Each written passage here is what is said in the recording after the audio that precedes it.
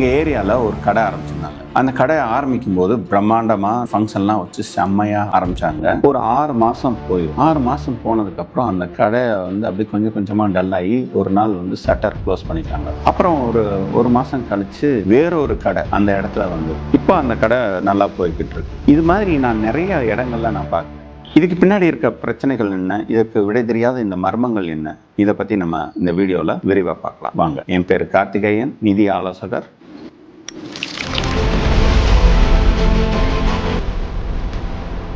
எங்கள் ஏரியாவில் ஒரு நல்ல ஹோட்டல் ஆரம்பித்தாங்க. உண்மையிலே அந்த இடத்துல ஒரு ஹோட்டலுக்கான தேவைகள் இருந்தது தான். ஏன்னா அங்கே பக்கத்தில் பார்த்தீங்க அப்படின்னா 100 மீட்டருக்கு வேறு எந்த ஹோட்டலுமே கிடையாது. அப்படின்றதுனால கண்டிப்பாக அந்த இடத்துல ஒரு ஹோட்டலுக்கான தேவை இருந்தது.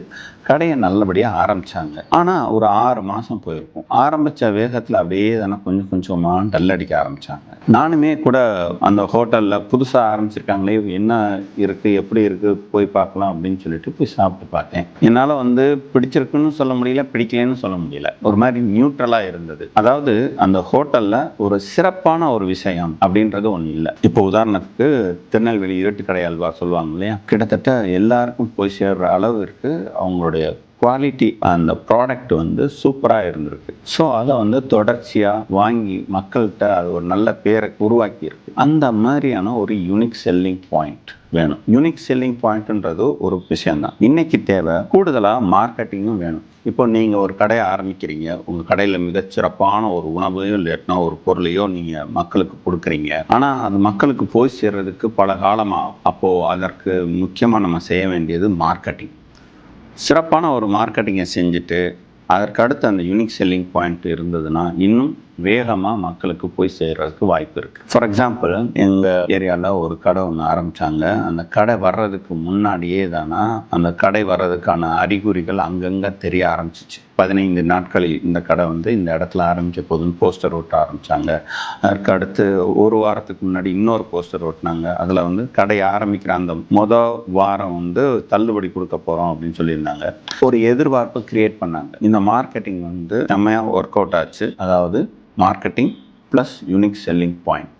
ஓகே, இப்போ இந்த ரெண்டும் இருந்துட்டா கண்டிப்பாக கடை ஜெயிச்சிருமா அப்படின்னு கேட்டால் இல்லை.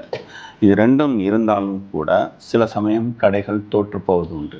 காரணம் என்னவாக இருக்கும் அப்படின்னு பார்த்தா சர்வீஸ் குறைபாடாக இருக்கும். அதாவது ப்ராடக்ட் நல்லா இருக்கும், மார்க்கெட்டிங் நல்லா இருக்கும், மெயினான ஒரு இடத்துல வச்சுருந்துருப்பாங்க, ஆனால் சர்வீஸ் குறைபாடு இருக்கும். அதாவது அந்த இடத்துல போய் வாங்கும்போது ஒரு அதிகார தோரணையில் கஸ்டமரை ட்ரீட் பண்ணியிருப்பாங்க. அப்போது கஸ்டமர் என்ன பண்ணுவான், இவன்கிட்ட என்ன தான் ப்ராடக்ட் நல்லா இருந்தால் கூட ஏன் தன்மானத்தை விற்று அவன்கிட்ட போயிட்டு நான் வாங்கணும்னு அவசியமே இல்லை அப்படின்னு நினைப்பாங்க. அதனால் திரும்ப போகவே மாட்டாங்க. அப்போ சர்வீஸ் ரொம்ப முக்கியம். சரி, நமக்கு யூனிக் செல்லிங் பாயிண்ட் இருக்குது, மார்க்கெட்டிங் பண்ணுறோம், சர்வீஸும் நல்லா இருக்குது. சில சமயம் இது 3 இருந்தாலும் அந்த கடை ஒரு காலகட்டத்திற்கு பிறகு நேரிடும். அந்த கடையை முக்கியமான காரணம் அப்டேஷன்.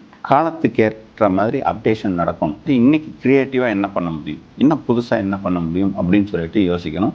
அப்டேஷன் நடக்கணும். அப்டேஷன் நடந்தால் தான் சர்வைவ் ஆக முடியும். காம்படேட்டிவ் அட்வான்டேஜ்ன்றது அதுதான். ஆரோக்கியமான போட்டி என்றைக்குமே ஒரு தொழிலை மேலே மேலே மேலே மேலேன்னு கொண்டு வரும். நீங்களே பாருங்கள், ஒரு நல்ல சக்ஸஸ்ஃபுல் ப்ராடக்ட் இல்லாட்டினா சக்ஸஸ்ஃபுல் கம்பெனி அந்த ஆரம்பத்தில் இருந்த அதே சர்வீசஸை அப்படியே கொடுத்துக்கிட்டே இருக்க மாட்டாங்க. அதுலேருந்து அப்படி தானே கிளை விட்டு அப்படியே தானே வளர்த்துக்கிட்டே இருந்திருப்பாங்க.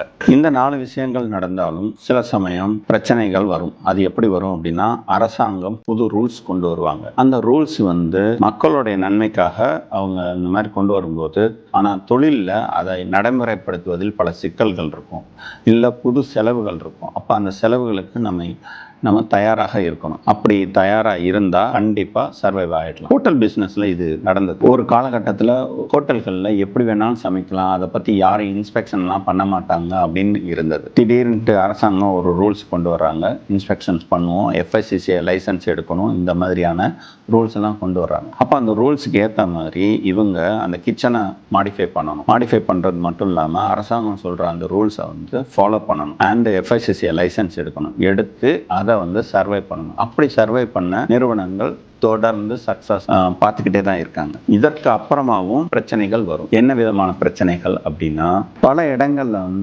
தியேட்டர்கள் என்ன சொல்றது இழுத்து மூடப்பட்டன. அதற்கு என்ன காரணமாக இருக்கும்? சினிமா இண்டஸ்ட்ரியை குறை சொல்லுவாங்க, சில பேர் கவர்மெண்ட் ரூல்ஸை குறை சொல்லுவாங்க, இதெல்லாம் கிடையாது.